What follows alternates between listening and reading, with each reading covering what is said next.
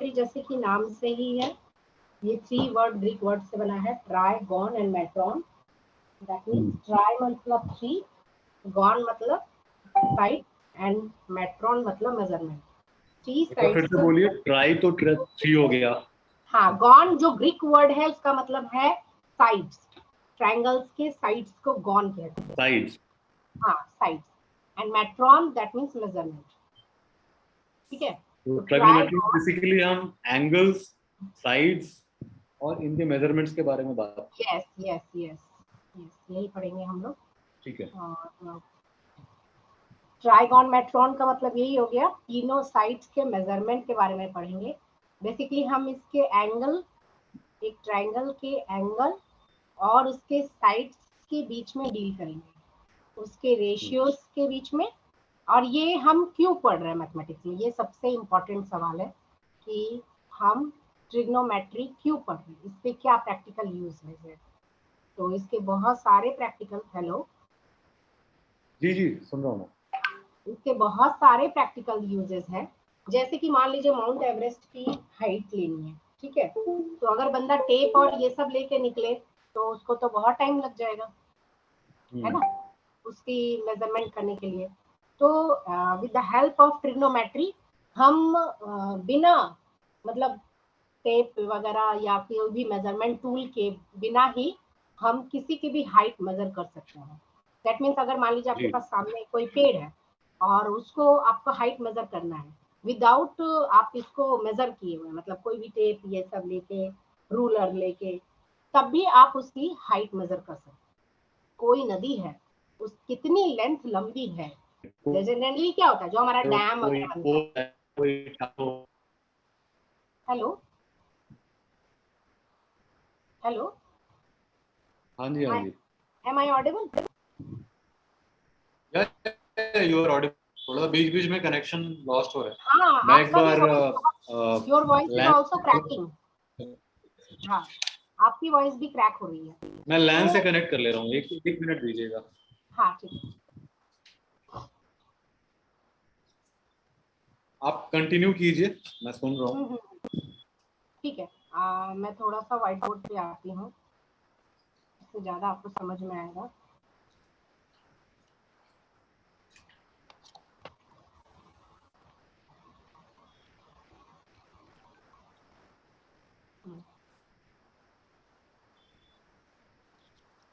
अगर मुझे ट्रिग्नोमेट्री का मतलब लिख दो पहले।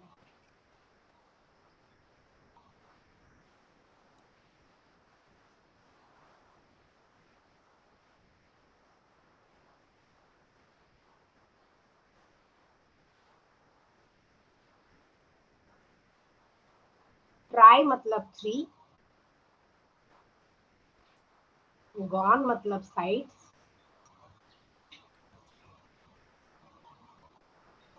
और मेट्रॉन मेट्रॉन दैट मींस मेजरमेंट। मैं बस 1 मिनट में आ रहा हूँ। 1 मिनट, आपका बोर्ड दिख नहीं रहा है, एक बार आप बोर्ड। अच्छा सॉरी सॉरी सॉरी, मैंने शेयर नहीं किया। ओके, मैं बोर्ड देखता हूँ। एक मिनट में आ रहा हूँ। ठीक है।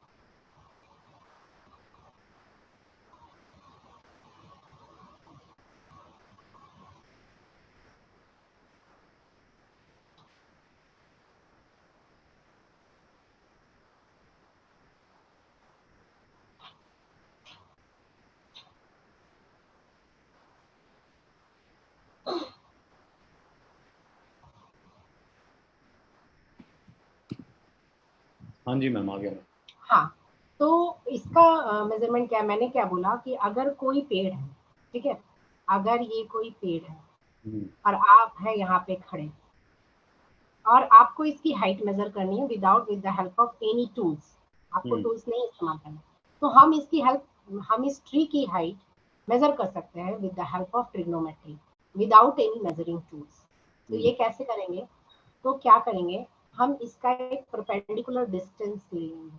मतलब मैं क्या करूंगी, यहाँ से मेरे जो आईज हैं, यहाँ से जो मेरे आईज व्यू है, वहां से मैं लेंथ लूंगी कि मैं कितनी दूरी पे खड़ी हूँ उस ट्री के इतनी दूरी पे खड़े हैं, ये तो आप पता कर सकते हैं कितने डिस्टेंस खड़े हैं।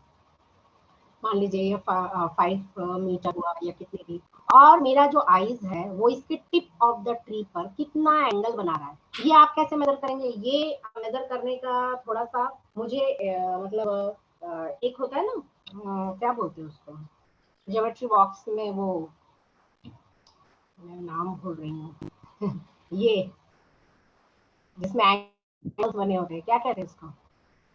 क्या, मैं समझा नहीं। डी होता है ना, आपके पास डी होता है ना, इंस्ट्रूमेंट बॉक्स जो हमारी ज्योमेट्री बॉक्स होती है जिसमें हम चांद कंपास बोलते थे होता उसको है, बचपन स्केल में, होता है, चांद, उसमें एक डी भी तो होता है ना। यस, चांद बोलते थे। हाँ, मैं नाम भूल रही थी। यस, तो with the help of D, या मैं आपको कोई बताऊंगी, इसका एक यूट्यूब दिखाऊंगी कि वो हम कैसे कर सकते हैं। हम एवरेस्ट की हाइट भी, हम किसी भी माउंटेन की हाइट भी हम निकाल सकते हैं with the help of D. इसमें 2 स्ट्रिंग लगानी पड़ती है, हाँ, और उससे हम अपने आईज से व्यू करेंगे तो वो एक एंगल बताएगा आपको। तो इससे मुझे ये अगर एंगल पता चल जाए कि मेरा आईज से इसके टिप पर कितना एंगल बन रहा है, मतलब मैं अगर देखता हूँ, अगर मैं अपना सिर उठाकर देखता हूँ तो ये कितने एंगल पे जा रहा है, मान लीजिए ये 60 डिग्री होगा, ये 30 डिग्री का एंगल बनाएगा, ठीक है। तो वो एंगल मुझे with the help of D, मतलब आप निकाल सकते हो, तो वो मिल जाएगा, और मुझे डिस्टेंस पता है तो मैं इसकी हाइट निकाल सकती हूँ, ठीक है, without any help of measuring tools, ठीक है। ऐसे ही मान लीजिए कि कोई घर है और कोई पहाड़ पे कोई मंदिर है, तो मुझे कि कितनी लंबी नदी है कि मुझे कितना लगेगा क्रॉस करने में, तो भी मैं द हेल्प ऑफ ट्रिग्नोमेट्री इस्तेमाल कर सकती हूँ। जितने भी डैम्स बनते हैं, जितने भी पेन्स, जो मतलब उनकी जो मतलब होता है ना कि क्या कहते हैं नेविगेशन में, और आपके जितने भी एस्ट्रोनॉट होते हैं, सभी जगह ट्रिग्नोमेट्री इस्तेमाल होता ही है।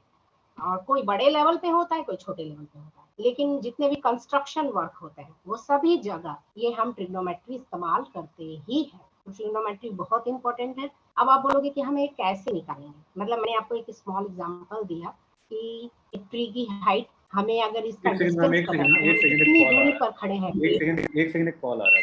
हाँ,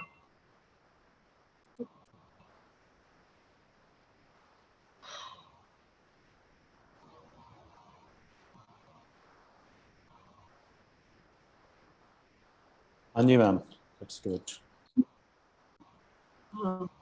ठीक है। तो बैक में जाएंगे, एक आपने कुछ पीछे भी बनाया था। हाँ, हाँ, मैंने बनाया था, लेकिन मुझे लगा कि अब मैं आपको पढ़ाना शुरू करती हूँ, प्रैक्टिकल यूज बहुत बता दिया ठीक है। तो मतलब पता चल गया ना कि प्रैक्टिकल यूज इसके क्या है, कि मतलब मुझे किसी की मतलब टेम्पल है, और कोई पहाड़ पे कोई टेम्पल है और कोई घर है, उसके बीच में एक नदी बह रही है, तो मुझे पता लगानी है कि ये नदी कितनी लंबी है, तो ये भी मैं ट्रिग्नोमेट्री हेल्प से निकाल सकती हूँ। इस चीज को निकालना, अगर मान लीजिए आपका कंस्ट्रक्शन वर्क अच्छा है, आपको पैरेलल लाइंस और ये सब की अच्छी नॉलेज है, तो आप प्रैक्टिकली भी अपने घर में भी निकाल सकते हैं, मतलब आपको अगर है नॉलेज, हाँ, ये निकाल सकते हैं। जनरली बच्चे पढ़ाई के लिए ही पढ़ते हैं, तो हम उसी पे जाते हैं। क्या है कि trigonometry basically right angle triangle पे ही डील होती है, ये कोई और ट्रायंगल पे डील होगी ही नहीं, ये हमेशा एक राइट एंगल ट्रायंगल। अब राइट एंगल ट्रायंगल क्या है, जिसमें से एक एंगल 90 डिग्री का होना चाहिए, ठीक है, वो राइट एंगल ट्रायंगल होगा, ठीक है। ये जो ऐसे साइन होता है ना, बाकी ट्रायंगल्स के लिए क्या एप्लीकेबल है फिर? बाकी जो ट्रायंगल्स है ना, जैसे होते हैं, एक होता है आइसोसेलेस ट्रायंगल, एक होता है इक्विलैटरल ट्रायंगल। तो आइसोसेलेस में 2 साइड्स इक्वल होती है, उसमें जरूरी नहीं कि आपको एंगल 90 डिग्री ही होना चाहिए, हो भी सकता है, नहीं भी हो सकता है। इक्विलैटरल ट्रायंगल में तो 60-60 का ही एंगल होता है, क्योंकि इसमें ऑल 3 साइड्स आर इक्वल, तो इसमें तो कोई मतलब है ही नहीं। साइड्स का मतलब साइड्स का जो लेंथ है वो इक्वल होगा। Yes, A B is equal to B C is equal to A C, तो तीनों साइड्स इक्वल होंगे तो इक्विलैटरल ट्रायंगल, 2 साइड्स इक्वल होंगे तो आइसोसेलेस ट्रायंगल, ठीक है। लेकिन ये दोनों में ये डील नहीं होता है, ये हमेशा ट्रिग्नोमेट्री राइट एंगल ट्रायंगल पे डील होती है। राइट एंगल मतलब इसमें एक एंगल 90 डिग्री का होना चाहिए, ठीक है। तो ये 90 डिग्री तो का है। इक्विलैटरल और आइसोसेलेस में वो कौन से उसमें एप्लीकेबल होगा, वो हम कब पढ़ेंगे? नहीं, वो तो ट्रायंगल्स तो आपको नहीं पढ़ना है। ट्रायंगल्स में कंस्ट्रक्शन में थोड़ा बहुत होगा। ट्रायंगल्स में आपको है, जो ट्रायंगल्स है, क्वेश्चंस थे आइसोसेलेस से हाँ रिलेटेड तो आपने क्वेश्चंस थे। हाँ हाँ ट्रायंगल्स है ना, तो वो आपका वो है फॉर्मूला बेस्ड है, जिसमें हाँ आपका हाँ, होता है ना कि इसका फॉर्मूला है, इसका साइड दिया हुआ एरिया निकालो, वो तो तो है वो अलग। वो हम किस जो में आपका पढ़ेंगे? इस वो हम पढ़ेंगे ना वो। हाँ हाँ वो पढ़ेंगे, मतलब आप बोलेगा तो पढ़ाएंगे। मैं कह रहा हूँ कि उसको क्योंकि मुझे लगा ट्रायंगल्स को आप ट्रिगोनोमेट्री में इंक्लूड कर लीजिए, मतलब साथ साथ में आप उसको कर लीजिए तो नहीं, कवर हो जाएगा। मतलब ट्रायंगल ज्योमेट्री में नहीं हो सकता, once geometry is the once another branch. once trigonometry is done, then include triangles, then include quadrilaterals and हाँ other shapes.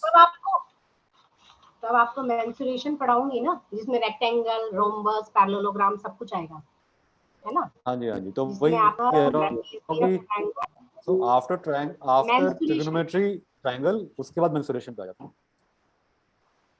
मेंसुरेशन में ही आपका ट्रायंगल भी आएगा, ठीक है, रेक्टेंगल ठीक भी है, आएगा, स्क्वायर भी आएगा। ठीक है, हाँ ओके मेंसुरेशन में आएगा। मैं ओके। चाह रही थी मेंसुरेशन, फिर मैंने सोचा कि नहीं ट्रिग्नोमेट्री नया है तो उसको हम कर लेंगे, ठीक है। तो ये राइट एंगल ट्रायंगल में डील होता है, और सबसे इंपॉर्टेंट बात इसको समझना, अगर इसको समझ गए तो सारे फॉर्मूलाज बन जाएंगे आपसे। क्या है, राइट एंगल ट्रायंगल में एक एंगल 90 डिग्री का होना चाहिए, this is a right angle triangle, and another जो rest of the two angle होता है वो एक एक्यूट एंगल होना चाहिए। अब आपको पता होना चाहिए कि एक्यूट एंगल होता क्या है। Acute angles are those angle less than which are 90 less degree. Than 90। हाँ, less than 90 degree acute angle. और आपको पता है कि ट्रायंगल के तीनों एंगल का सम 180 डिग्री होता है। तो ये ऑब्वियस सी बात है कि मतलब होना चाहिए कि ये दोनों एक्यूट एंगल ही होना चाहिए, या तो ऑब्ट्यूज तो हो नहीं सकता, ऑब्ट्यूज मतलब ग्रेटर देन 90 हो जाएगा, तो आपका तो ये बिल्कुल ही कम हो जाएगा, तो ट्रायंगल तो बनेगा ही नहीं। तो ठीक है, तो ये एंगल एक्यूट एंगल थोड़ा सा होना आप ये चाहिए, और बेसिक्स ये थोड़ा 90। बता दीजिएगा, एक्यूट ऑब्ट्यूज, ये थोड़ा सा बेसिक्स क्लियर कर दीजिए। हाँ, acute angle is less than 90, hmm, less than 90, less than 90 degree मतलब 45 degree, 60 degree, 30 degree are acute angle. Hmm, obtuse angle are greater than 90, जी, ग्रेटर देन 90, ठीक है। Greater than 90 degree that means आपका हो गया 110, 100, 105, 30। Less than, greater than 90 but less than 180, 180 से अच्छा less than होना चाहिए अच्छा, ऑब्ट्यूज। 180 से हाँ लेस होगा। हाँ, obtuse angle, acute angle, and right angle is 90 degree. 180 से ऊपर जो Right होगा उसको angle क्या बोलेंगे? 180 से उसको रिफ्लेक्स एंगल बोलेंगे, रिफ्लेक्स। एंगल का रिफ्लेक्स। हाँ, 360 इज अ कंप्लीट एंगल। मान लीजिए आपने यहाँ से एक पॉइंट से मेजर करना शुरू किया, तो ये 180 यहाँ पे आएगा, यहाँ पे आएगा ना 180, यहाँ 90 डिग्री मिडिल में, ये दिस वन इज 90 डिग्री। और अगर मैं ये पूरा एंगल ले लूँ तो ये बन जाएगा पूरा एंगल 180, और ये पूरा ही एंगल ले लूँ, ये पूरा ही सर्कल ले लूँ, तो ये बन जाएगा 360, बिकॉज ये वाला ऊपर वाला 180 और नीचे वाला 180, 180 plus 180 360। Complete this one is angle called हम कंप्लीट 360 एंगल। डिग्री क्यों नहीं बोलेंगे? 360, 360 को हाँ, बोलेंगे ना complete angle. 360 degree one complete angle. हाँ, वन कंप्लीट एंगल। 180 को क्या बोलेंगे? 180 को बोलेंगे linear pair angle. Linear pair. ठीक है, हाँ लीनियर पेयर, लीनियर पेयर मतलब इन दोनों का पेयर है ना, और लीनियर मतलब एक लाइन में पेयर है, ठीक है, उसको बोलेंगे। रिफ्लेक्स एंगल आप आपको बोल एंगल रहे के हो बारे में कि पता नहीं? Greater than 180 and less than 360 degree is reflex angle. Reflex angle. ठीक है। ठीक है, एक्यूट हो गया, ऑब्ट्यूस हो गया, राइट एंगल हो गया। अब हमको पढ़ना है राइट एंगल में ही, तो इसमें हम्म, एक एंगल 90 डिग्री होना चाहिए। अब साइड्स के भी नाम है, जो 90 डिग्री जिस पर बन रही है उसको कहते हैं base. BC is the base।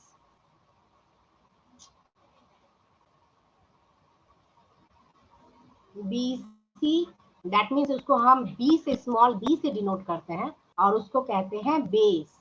ठीक है, जब भी मैं बोलूंगी बेस आपको हमेशा ये वाली लाइन लेनी है, ठीक है। और AC is the hypotenuse, hypotenuse को मैं स्मॉल h से डिनोट करती हूँ, and AB is called perpendicular,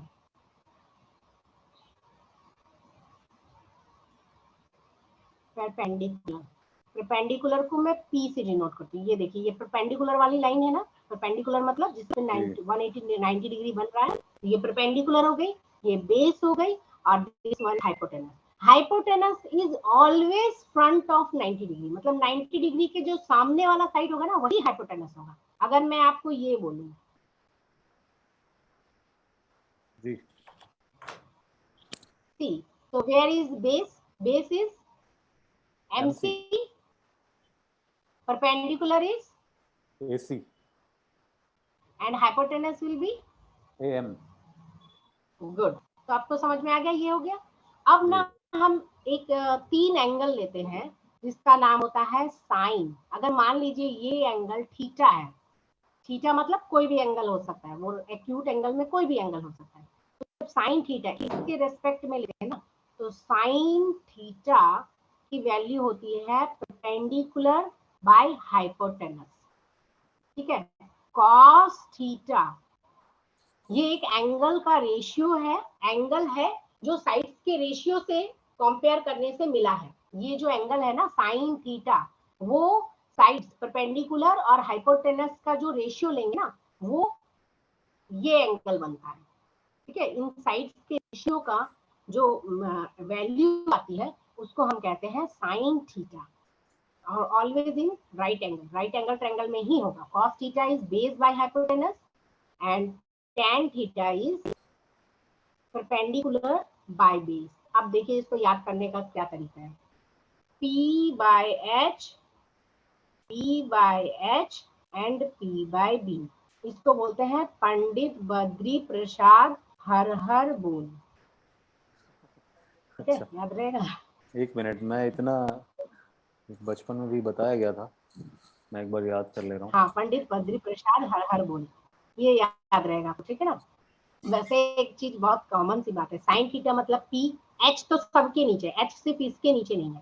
sign theta मतलब P by H, cos theta मतलब B बाय H। और हम लोगों ने जब एडवांस मैथमेटिक्स लिया था तब हमने पढ़ा था कि अगर इन दोनों को डिवाइड करेंगे ना तो tan थीटा आ जाएगा। जैसे साइन थीटा और कॉस थीटा को डिवाइड करेंगे ना तो बच जाता है tan थीटा, ये होता भी है। अब देखिए P बाय H और B बाय H, इसको मैं लिखूंगी तो P बाय H, और इसको रेसिप्रोकल में कर दूंगी, डिनोमिनेटर में रेशियो में है तो ये ऊपर जाएगा तो चेंज हो जाएगा, ये H बाई B बन जाएगा, H H cancel, P by B, ठीक है। तो साइन थीटा कॉस थीटा और sine theta by cos theta is tan theta. तो अगर आपको याद नहीं रहा तो आप साइन थीटा कॉस थीटा याद रखना, tan थीटा का मतलब ही होता है sine theta by cos theta. Clear है ये बहुत इंपॉर्टेंट है, क्लियर है, सब जी क्लियर हो गया जी। अभी मैं एक सिंपल सिंपल से सवाल देती हूँ, आप बनाओगे तो कॉन्फिडेंस आएगा, ठीक है। यहाँ हो गया। अच्छा, इसके भी रेसिप्रोकल है, मतलब अगर 1 बाय साइन थीटा, यहाँ पे बहुत ज्यादा मैच हो गया,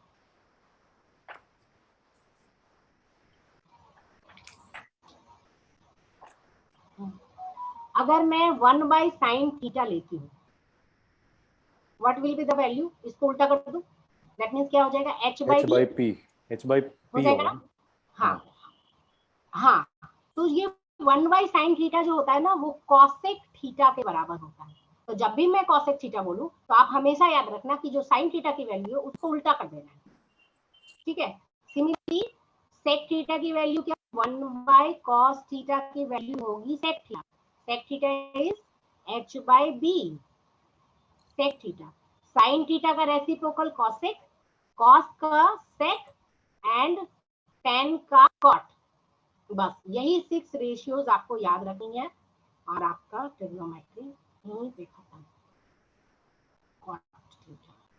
ये 6 रेशियोज बहुत इंपॉर्टेंट है और आपको याद रखना है कि sin theta is perpendicular by hypotenuse, cos theta is base by hypotenuse, tan theta is equal to perpendicular by base. और आपको याद रखने के लिए ये फॉर्मूला बताया था पंडित बद्री प्रसाद हर हर गुण, ठीक है। और ये जो है sin थीटा का reciprocal cosec theta, cos theta का reciprocal sec theta, tan theta का रेसिप्रोकल cot थीटा। इसमें कोई डाउट? नहीं, क्लियर है। तो हम कुछ सवाल लेते हैं और आप बना के दिखाइए।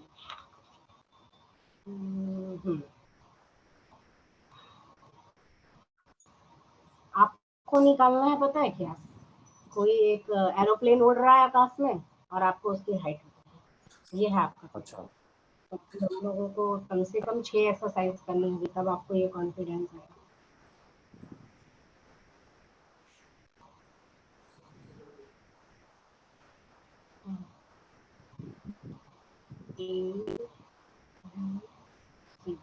This one is 2 centimeter, this one is 4 centimeter। की वैल्यू नहीं पता है, आपको निकालना है sine theta, cos theta, tan theta, then again आपको निकालना है कॉसेक थीटा, सेक थीटा और कॉट थीटा। अब आप बोलोगे कि इसका वैल्यू पता ही नहीं है, हम कैसे निकालेंगे? तो आपको पता होगा कि एक राइट एंगल ट्रायंगल में एक पाइथागोरस थ्योरम आता था।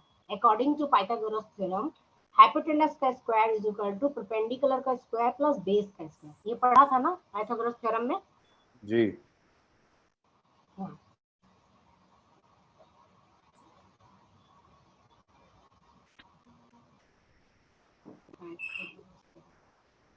पाइथागोरस थ्योरम में हम पढ़े थे कि AC का स्क्वायर जो होता है वो AB का स्क्वायर प्लस BC के स्क्वायर के इक्वल होता है।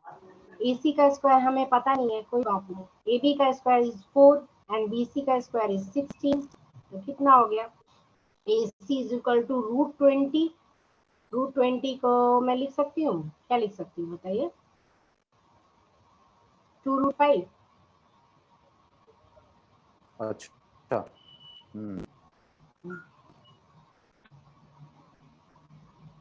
4 को 2 into 2 लिख सकती हूँ ना जी। एक बार और लिख देती हूँ इसको मैं अगर लिखूं तो लिख सकती हूँ 2 into 2 into 5। अब 2 पेयर में है, जो पेयर में रहता है वो बाहर निकल जाता है और बाकी जगह रह जाते हैं। अब हमें पता है, अब आप बताइए साइन थीटा इज इक्वल क्या हो जाएगा? अभी बताया था sine theta is equal to perpendicular by hypotenuse. Perpendicular की बताइए क्या है परपेंडिकुलर की वैल्यू? 2। हाइपोटेनस की वैल्यू 2√5। तो वैल्यू क्या बन गई? 1√5। इस टाइप 1 का by भी root सम 5। आया है आपके पेपर में। ओके। अब आप बताते जाइए cos theta is equal to cos theta is equal to base by hypotenuse 4 by 2√5। 2 by √5। Yes. tan theta p by b 1 by 2। cosec theta, बस cosec थीटा जहां है ना, sin थीटा की वैल्यू निकालना ना, उसको उल्टा कर √5। वही आ जाएगा √5। हाँ, थोड़ा सा लो। एक छोटा प्लेट भी लिया ना। √5 sec थीटा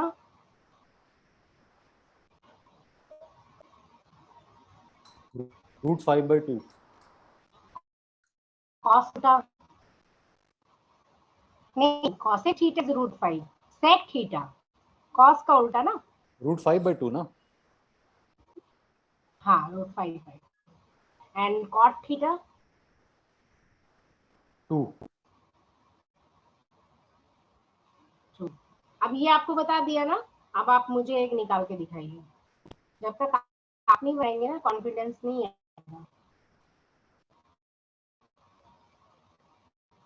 थोड़ा सा ट्विस्ट करके दे रही हूँ आपको, पाइथागोरस थ्योरम ही इस्तेमाल करना है, बस मैं वैल्यूज पलट दे रही हूँ।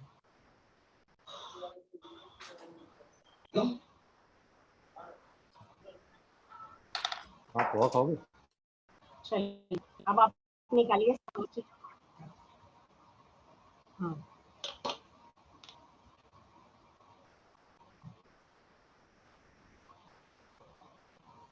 पहले आप मुझे BC की वैल्यू बताएंगे कि कितना आएगा।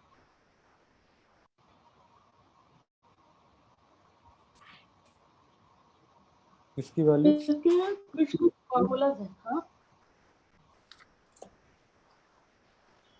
एक मिनट, पाइथागोरस थ्योरम लिख दूं? वो क्लियर है मुझे। 20 और 29 है ना? पाइथागोरस थ्योरम से P is हाँ 20, 20 और 29। H is 29.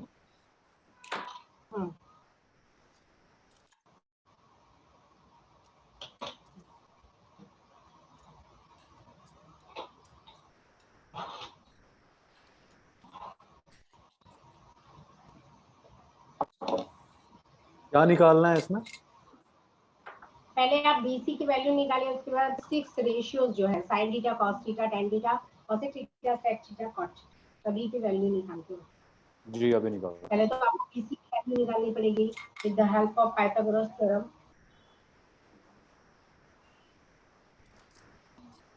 अभी निकालता हूँ। आप जब निकालेंगे तो मुझे BC की वैल्यू एक बार कंफर्म करेंगे कि ये आया है।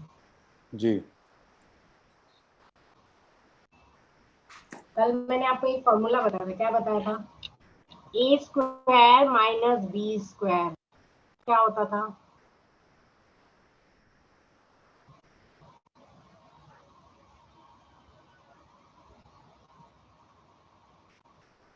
Hello, a minus b a plus b।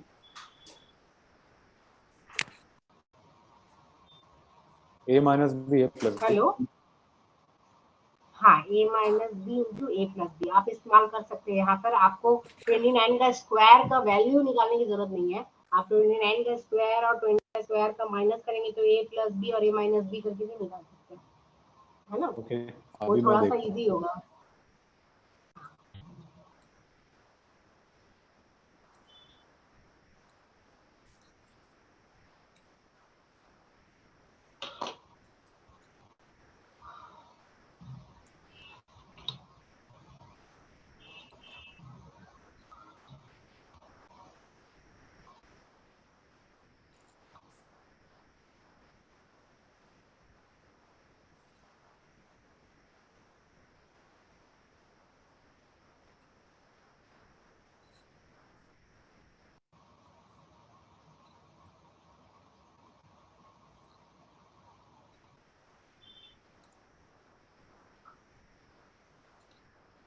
b 21 होगा। ये कितना b is होगा? 21। b is 21। 21। हाँ हाँ, सही है। अब 6 रेशियोज निकालने। साइन थीटा अभी निकाल रहा हूँ। p by h 20 by 29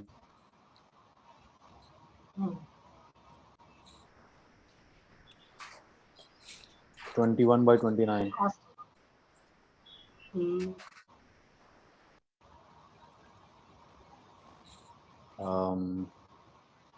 20 by 21 tan theta।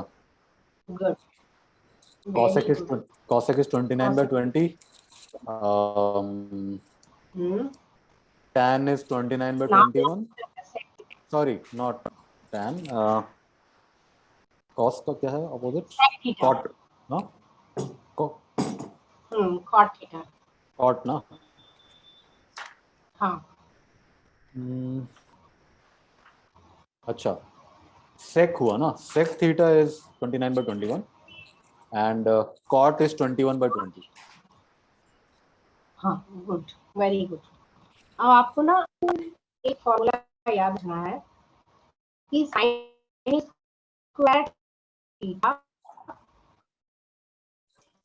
Plus cos square theta equal to 1 होता है, ऑलवेज 1, ठीक है? और cos square theta minus cos square theta equal to 1 होता है। sec square theta minus tan square theta is equal to 1 होता है। अब आपके पेपर में जो आया है वो मैं आपको दिखती हूँ। आपको वैल्यू निकालने के लिए कहा गया था कि उन्होंने cot थीटा की वैल्यू 4/5 दी रखी थी और find the value of sin theta. ठीक है, आपको कॉट थीटा की वैल्यू दी गई है, साइन थीटा की वैल्यू निकालनी है। इसके दो प्रोसेस है। कॉट थीटा का मतलब क्या हुआ? कॉट थीटा का मतलब हुआ क्या हुआ बताइए? कॉट थीटा का मतलब हुआ हमारा बेस बाय परपेंडिकुलर। हाँ, मतलब base by perpendicular, that means हमारे पास बेस और परपेंडिकुलर की वैल्यू है, हाइपोटेनस की वैल्यू नहीं है। अगर मुझे हाइपोटेनस की वैल्यू पता चल गई तो साइन थीटा की वैल्यू क्या होगी? परपेंडिकुलर बाय हाइपोटेनस, है ना? तो हम इसे निकाल सकते हैं। तो अगर मैं कुछ इस तरह इमेजिन करूं कि ये एक राइट एंगल ट्रायंगल होगा जिसमें बेस होगा हमारा 4 और परपेंडिकुलर होगा 5, with the help of Pythagoras theorem हम इसमें AC की वैल्यू, दैट मींस हाइपोटेनस की वैल्यू निकाल सकते हैं। आपको तो ऑब्जेक्टिव करना है तो आपको उतना लिखने की जरूरत ही नहीं है। आप करना है डायरेक्ट AC का square is equal to AB का स्क्वायर प्लस BC का स्क्वायर, then AC का square is equal to AB is 25 and BC is 60. AC is equal to root under 41. Sin theta is equal to क्या हो जाएगा? 5 by root 41. आ गया? समझ में आया? अब आप मतलब cot थीटा देंगे और आप सीधे साइन, हाँ एक बार देख लीजिए, फिर मैं आपको ऐसा वैल्यू आने के लिए देती हूँ।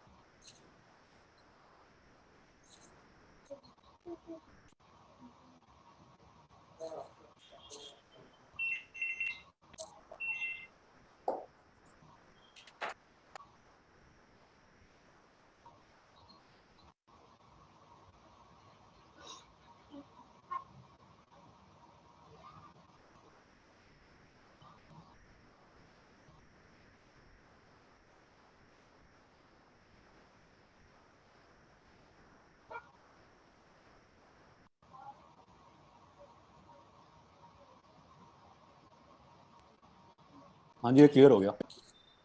क्लियर हो गया ना? अब हम दूसरा करते हैं।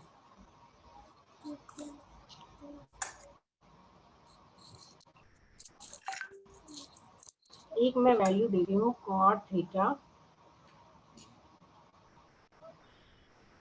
is equal to 7 by 8. Find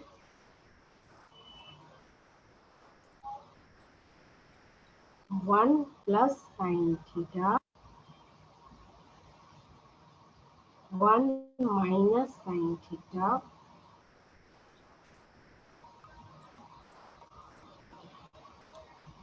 one plus cos theta और one minus cos theta। ठीक है, अब आपकी इसकी वैल्यू निकालें। अच्छा, मैं निकाल cos थीटा की वैल्यू दे दीजिए। हाँ,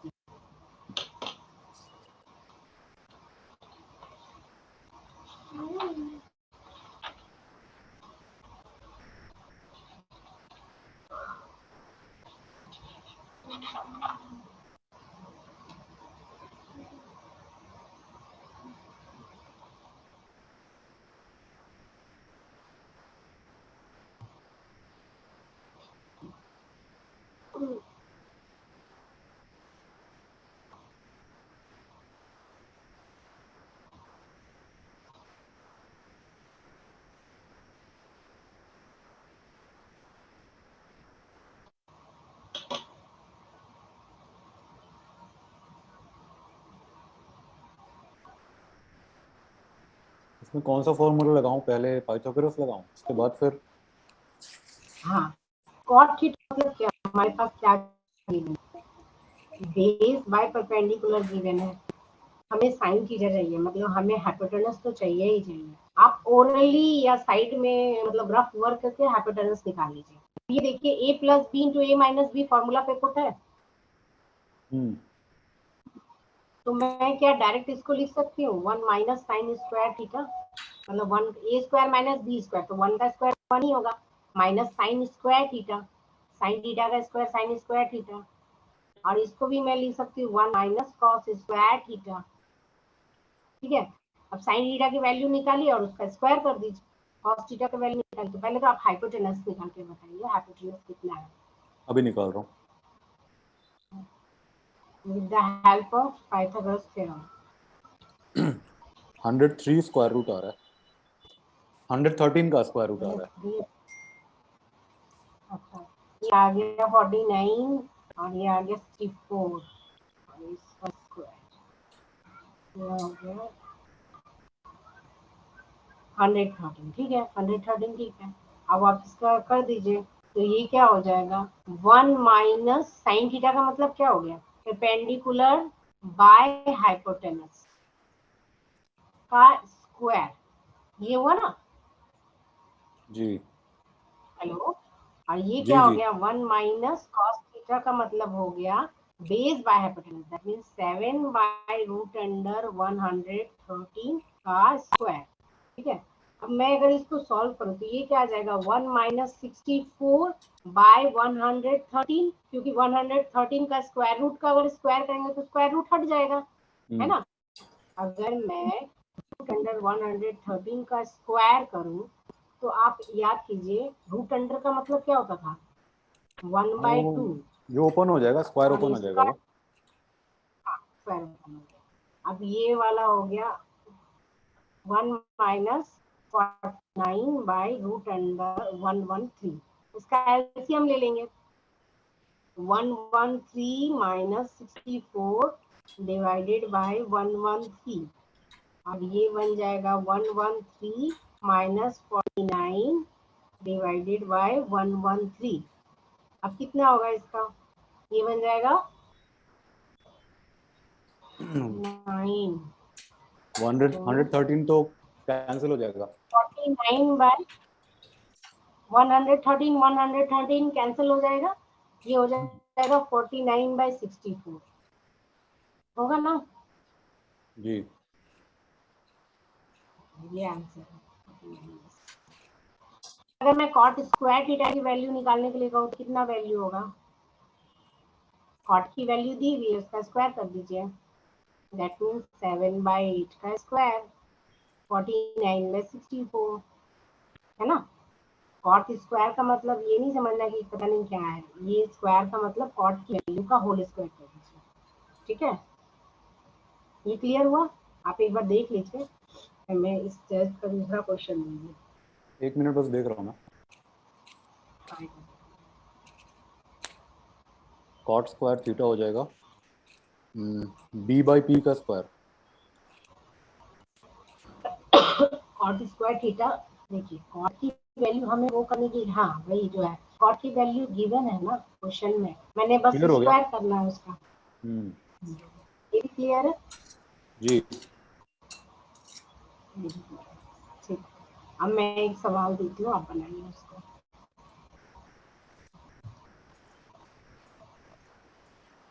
ये बन जाएगा 3 cot theta is equal to 4, तो आपको वैल्यू निकालनी है 1 minus tan square theta divided by 1 plus tan square theta. निकाल के बताइए।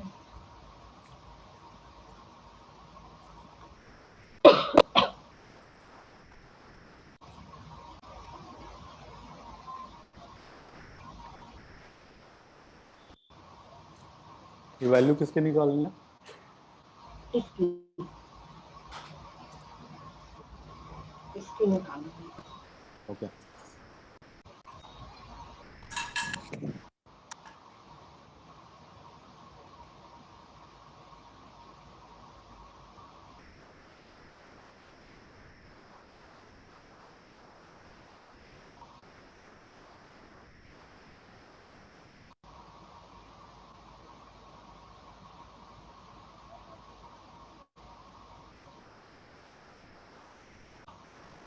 कॉट थीटा हो जाएगा 4/3, दैट मीन्स कि हमारा जो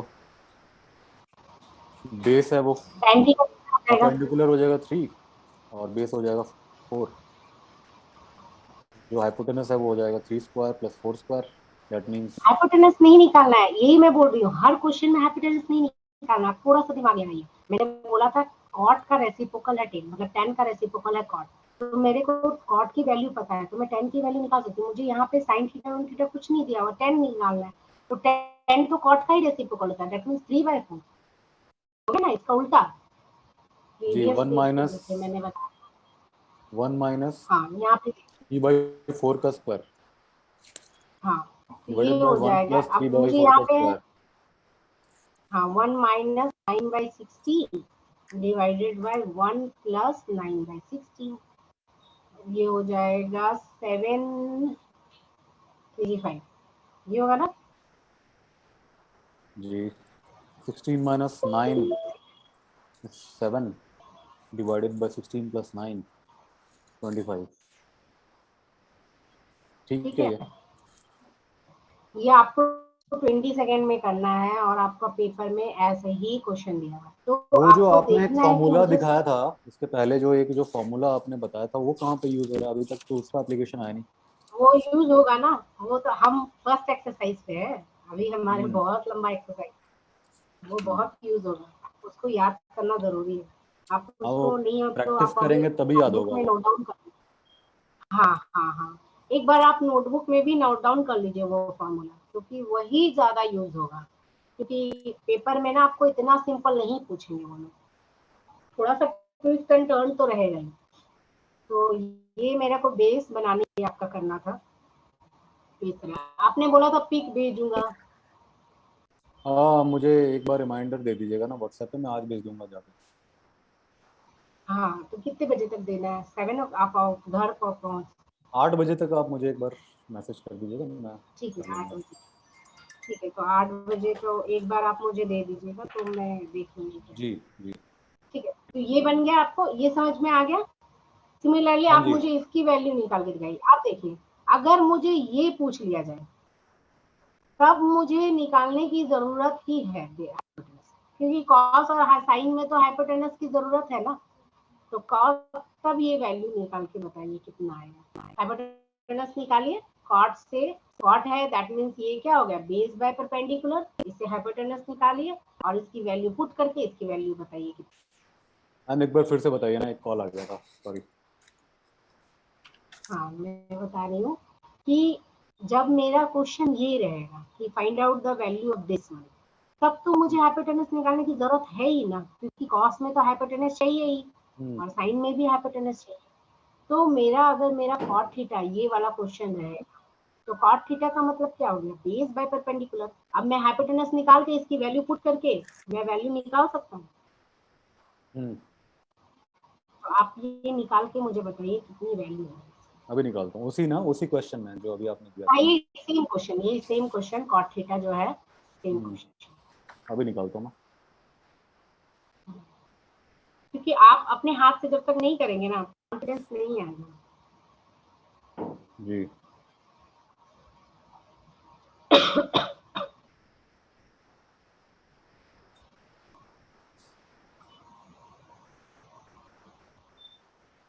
एच जो होगा वो 5 हो जाएगा। हाइपोटेनस जो है 5 हो गया, तो हमें माइनस निकालना है 16 और cos minus, square theta minus sine square theta. So cos square theta would be p by h square minus, sorry, b by h, sin is p by h। Cos square theta कितना आया? मैं अभी बता रहा हूँ, एक second. बीस 4 4 divided by 5 minus t t divided by, so 16/25 हुआ cos स्क्वायर थीटा और 9/25 हुआ sin स्क्वायर थीटा। 25 हो गया आपका 7। 16 7, 16 minus 9, 16 minus 9 is 7/25। गुड, ये आएगा। कभी कभी एग्जाम में दे देते हैं कि ये वाली वैल्यू इसके इक्वल है कि नहीं, ट्रू या फॉल्स बताओ, तो आपको दोनों वैल्यू चेक करनी पड़ेगी। आपकी स्पीड थोड़ी सी तेज होनी चाहिए। क्वेश्चन अच्छा। था कि prove that this equal to this, मतलब आपको चेक करना कि ये वाली वैल्यू के इक्वल टू ये वाली वैल्यू है कि नहीं, तो आपकी स्पीड ज्यादा करनी है। आप ये वाला निकालें, थीटा की जगह पर कॉट ए, एंगल ए भी दे सकते हो, उससे घबराना नहीं है। एंगल है वो कुछ भी दे सकते हैं, अल्फा बीटा गामा कुछ भी दे सकते हैं। तो आप ए देख के नहीं सोचना कि अरे ये ए क्या दे दिया है ना, वैल्यू आप निकाल के बताइए। अभी क्या निकालना? ये वाली नीचे एक अलग सा क्वेश्चन है, ये वाला 15 कॉट है। 15 अच्छा, cot A ऊपर is equal to 8। ऊपर आपने जो लिखा cos square theta minus sin square theta, उसको कुछ नहीं करना? नहीं हो गया, अब इसकी वैल्यू आपने निकाल दी ना। अच्छा, 7/25, so 1 minus tan square theta हाँ 1 by 1 plus tan square theta is also equal to cos square theta yes, minus cos square sin theta. square theta. Actually में क्वेश्चन ये था कि prove that this equal to this, तो मैंने आपको पहले ये निकालने के लिए कहा, फिर ये निकालने के लिए कहा। अब आप देखिए ये दोनों इक्वल है, क्वेश्चन यही था। तो पहले मैंने इसको निकालने के लिए कहा, फिर इसको निकालने के लिए कहा। अब आपको आपके क्वेश्चन में आएगा 20 सेकंड में आपको सारे क्वेश्चन सॉल्व करना है कि यह सही में ये ट्रू रहेगा कि हाँ इसकी वैल्यू इक्वल है, हाँ इसकी वैल्यू इक्वल नहीं है। तो आपको ये चेक करना पड़ेगा, ठीक है ना। अब ये जी, वाला क्वेश्चन आप सॉल्व कीजिए। 15 cot अब A is equal to 8, find sin A and sec A। अभी sec A करता हूँ मैं। किसका रेसिप्रोकल है बताइए? नहीं, एक sec A मिनट। किसका रेसिप्रोकल है? sec cos का है। Good, very good. तो cos का है तो आप हाइपोटेनस निकाल के और बनाइए। अभी निकालता हूँ।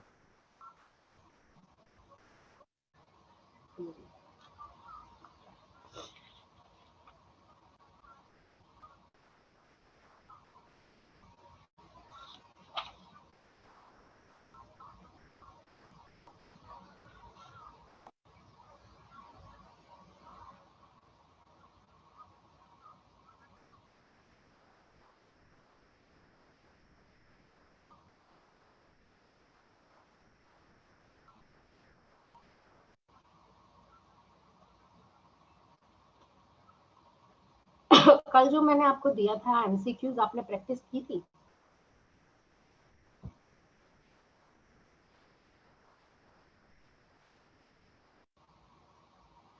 एमसीक्यूज में नहीं कर पाया था प्रैक्टिस, नहीं हो पाया, नहीं मिल पाया टाइम कल शाम में। मैं आज क्या, वही हो रहा है ना कि 50 काम हो रहे हैं जिसमें घर सेम जाके भी। सेम हियर, मेरे साथ भी ऐसा ही है।